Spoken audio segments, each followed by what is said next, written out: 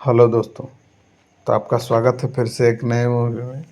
Movie का नाम है रेट्रो और इसका IMDb रेटिंग 10 में से 8.3 का मिला है, जो कि बहुत ही अच्छा रेटिंग है।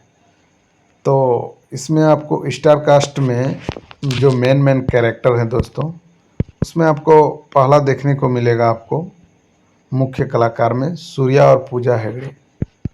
और इसमें जो परिवल है ना दोस्तों, सूर्या का नाम परिवल रहता है और रुक्मणी पूजा हेगड़े का, और तिलक एक रहेगा जो जॉर्ज जाजू है, और एक किंग माइकल जो विदू है।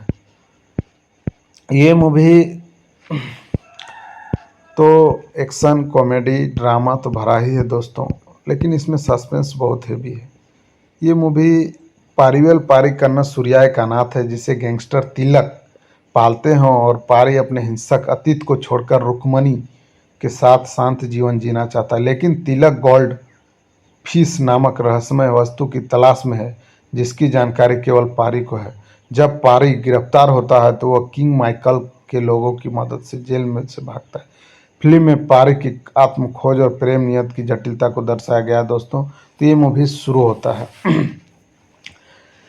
ये पारी जो रहता है दोस्तों कि एक दो छोटे बच्चे रहते हैं कि एक गुंडा के घर में हमला होता है, ब्राह्मण परिवार का रहता है। तो वहाँ पर उसको एक कृष्ण जी का जय पत्ता जैसा एक उसके पेट में छाप था।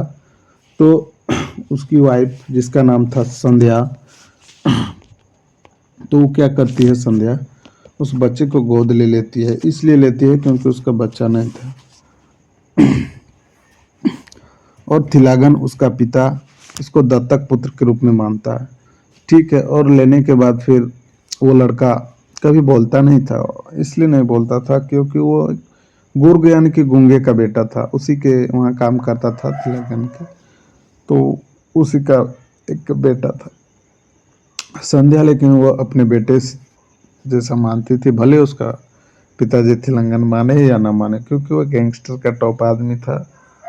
तब क्या होता है कि उसके मम्मी का किस कारणवश डेथ हो जाता है। तो आप लोग ये ना मूवी में भी देख सकते हैं कि कैसे वो मर जाती है। और जब उसको जलाने के लिए ये जाती है, ये पारी, तो वो जाता है ना जलाने पारी करना, तो वहाँ पर जलाते जलाते बैठा हुआ रहता है। तो तभी उसका मुलाकात वहाँ रुक्मणी से होता है। इसलिए होता है क्योंकि उसका रुक्मणी का भी मम्मी मर गई थी। और रुक्मणी बोलती है, रुक्मणी यहाँ पूजा हेगड़े का रोल की है, रुक्मणी बोलती है कि मेरा भी वही हाल है जो तुम्हारा है, तो तुम इसमें दुखी मत हो, हंसो खुशी रहो। और ये बोल के वहाँ से निकल जाती है। तो फिर क्या होता है कि उसका मम्मी उसको वचन दिया रहती है ये पारी का कि तुम अपने पापा का ख्याल रखना। तो उन लोग ट्रेन में जा रहे होते हैं, तो पारी बहुत सारे गुंडों को मारता है। तो उसका पिताजी थिलंगन बहुत खुश हो जाता है कि तुम अपने सही रूप में आ गए हो। और वो बहुत सारा गुंडागर्दी करता है गोल्ड फिश और वो जाने के बाद फिर उसका जो बाप है वो दूसरा शादी कर लेता है, और दूसरा शादी करने में उसका भी एक छोटा सा भाई आ जाता है। और उसी भाई के चक्कर में उसका मिलन होता है रुक्मणी से। रुक्मणी एक पशुओं का डॉक्टर थी। तो थिलंगन जब उसका रुक्मणी से मिलन होता है तो 3-4 साल बाद रुक्मणी उसे कहती है कि तुम ये सारी चीज़ें छोड़ दो, जितने भी गुंडागर्दी है।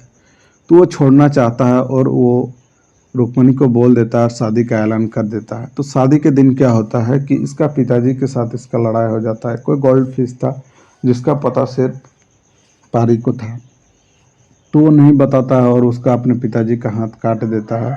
और उसके बाद क्या होता है कि वो फिर से एक कोई गैंग में शामिल हो जाता है जो कि उसका सपोर्ट करता है वो गैंग।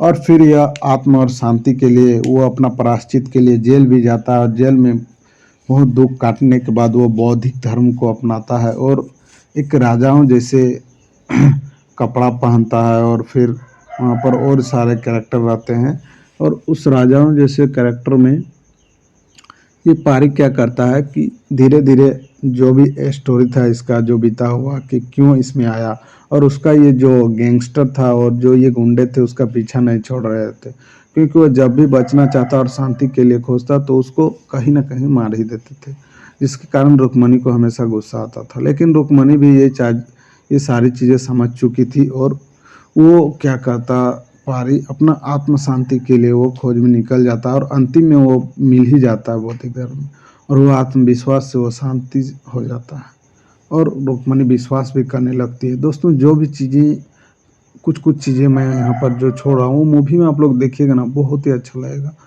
अगर आपको इस तरह का action movie, thriller movie, suspense movie देखना पसंद आता है, जो भी ऐसे दोस्त हैं जिनको इस तरह का मूवी देखना पसंद है, एक बार रिव्यू देख ले दोस्तों, उसके बाद डिसाइड कीजिए मूवी देखना है कि नहीं। रेटिंग बहुत ही हैवी है दोस्तों, और मूवी का नाम है, आप लोग तो जानते ही हैं, रेट्रो, जो कि 2025 का मूवी है। और ऑल फिल्म एक्सप्लेन हिंदी को लाइक, कमेंट, सब्सक्राइब और शेयर कराना भूलें। धन्यवाद।